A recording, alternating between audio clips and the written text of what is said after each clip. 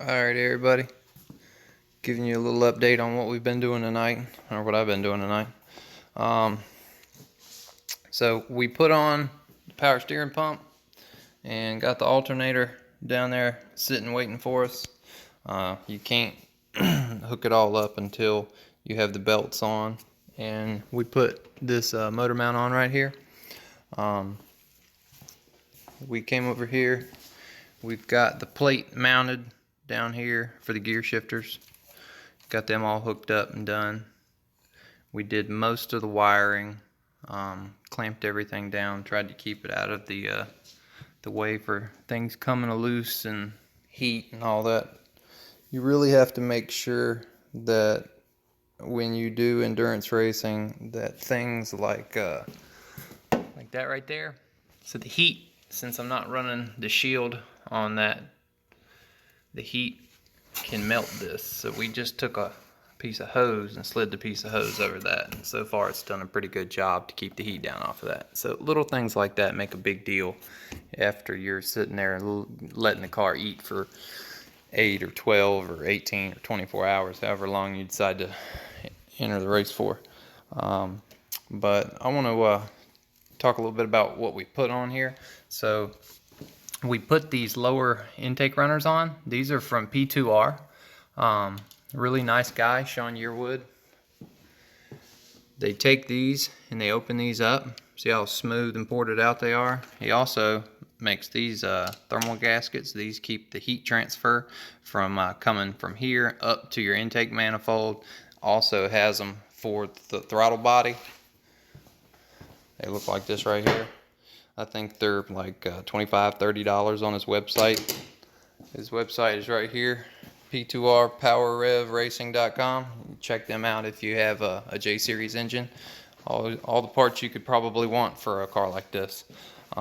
This intake right here, they make this in magnesium and aluminum. I cheaped out and got the aluminum one. I couldn't find the magnesium one. They wanted like $300 for it, so I said no. I found this on I think eBay for like 90 bucks, and the throttle body adapter here, since we're still running the stock drive-by cable, we had to run an adapter. So we've got the thermal gasket here. We went ahead and hogged this out to about 70 millimeters, and this is 70 millimeters. So we've got the other thermal gasket that's going to go on here for the throttle body. Comes with all the mounting hardware. Now this is a stock CL throttle body, but it has been modified. So we took it and sent it to P2R, and he sent it off to his people and had it honed out and had a larger butterfly put in it. So I think it's like, I don't know, 68 or 69 millimeters, something like that on the backside. So it's pretty, it matches up pretty well to the port here. So, you know, that should help. They have this intake over here, which is the original, but the other one that I painted white is probably 40% lighter. But as I understand, Sean sells these right here, the outer parts of the intake manifold. He sells these in billet aluminum, which are larger, which will hold more air, and he says that he had done airflow testing on all the different intake manifolds, and when you buy his version of the sides of those, it'll actually flow more air once you have went inside and honed it out and done what you can do to it.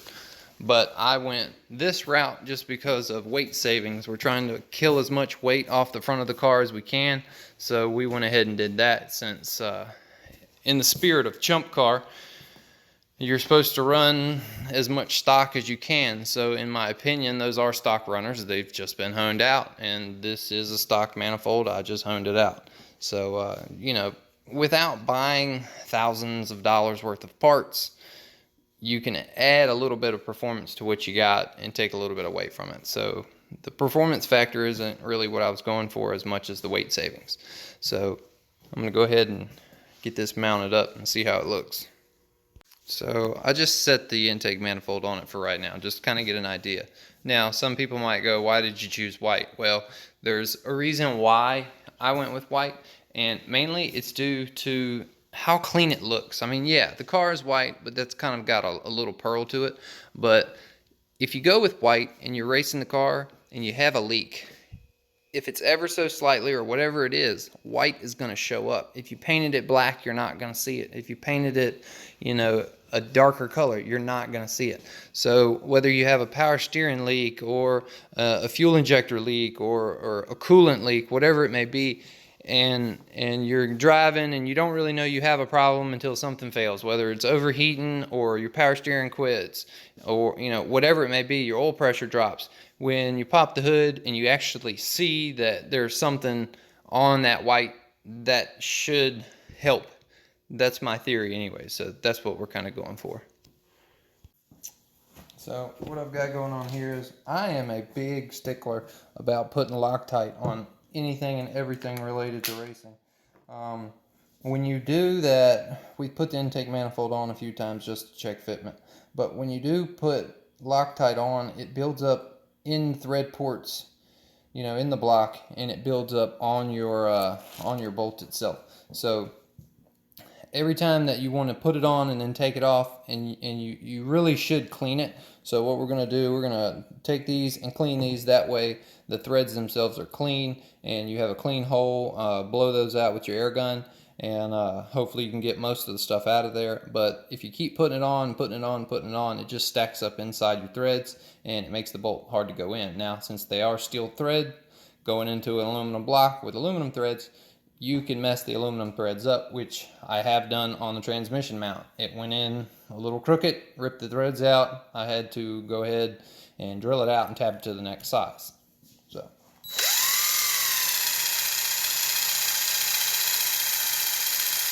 most people would have a bench grinder with a wire wheel on it. I have recently moved to a new home with a new garage. You can probably tell from my older videos, the garage that I was in.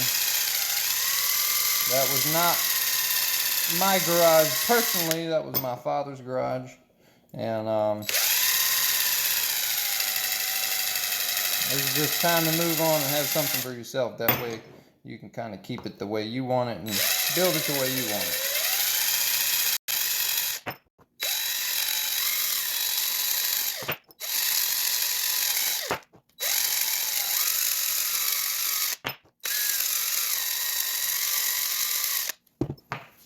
All it takes is a little dab on each one.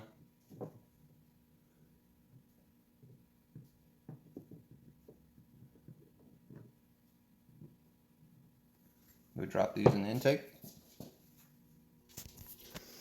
I'm going to pop out each hole.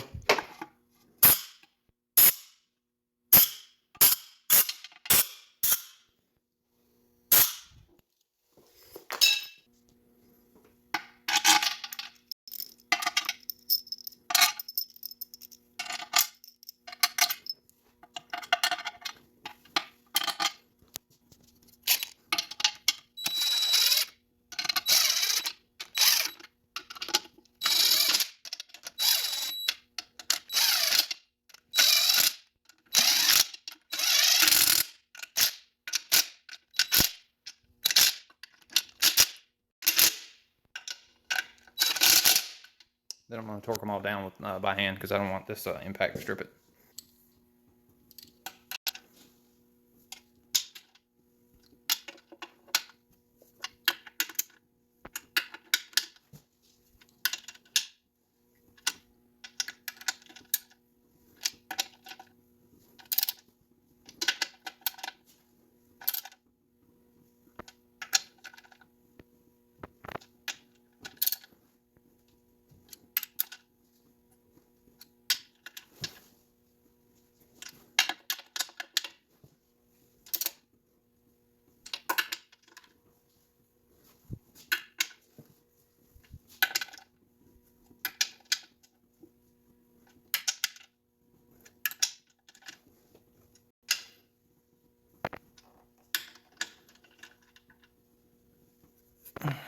Cool.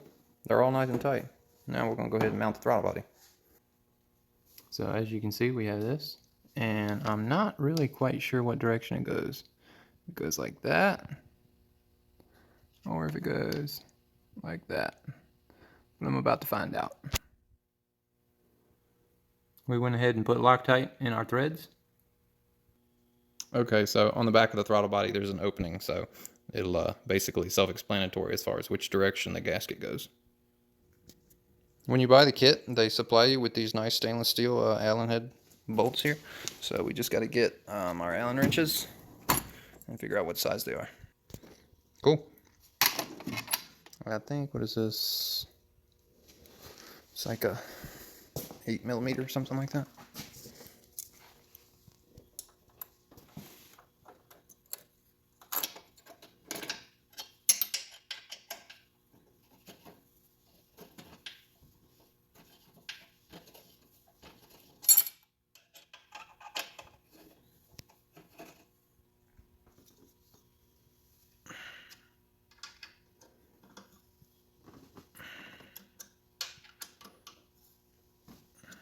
Cool. Now that's all mounted.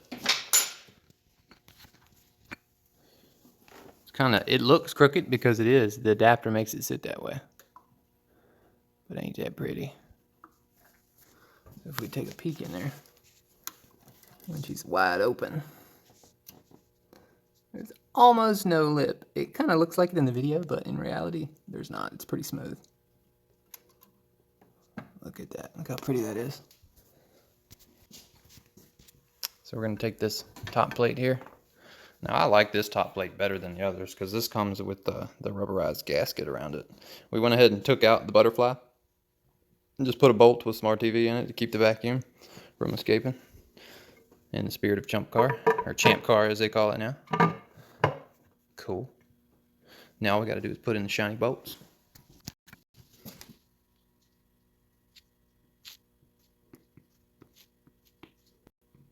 The reason I put Loctite on everything is because any bolt that would rattle out is a potential tire ruiner.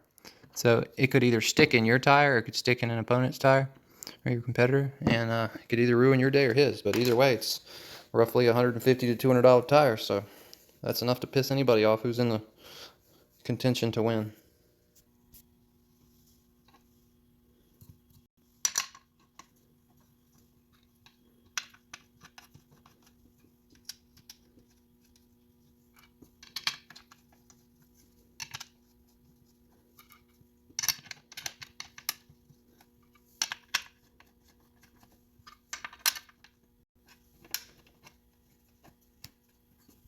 Now all we gotta do is cinch them down.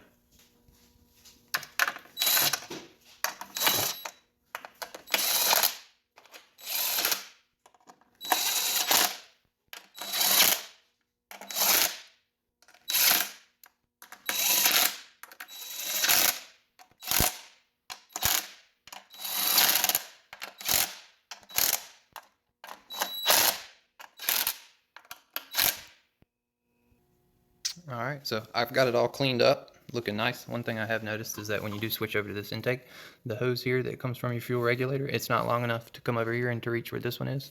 And your PCV valve here, the way that that's set up, I've got to run a new hose and loop it and bring it back to this. And then the plug here. So this plug goes over here to your air intake temperature sensor. So the other one, it was all over here. So that just has to be spliced and lengthened to reach over here. So I'm going to do that tomorrow, and that's all for today. Thank y'all for watching.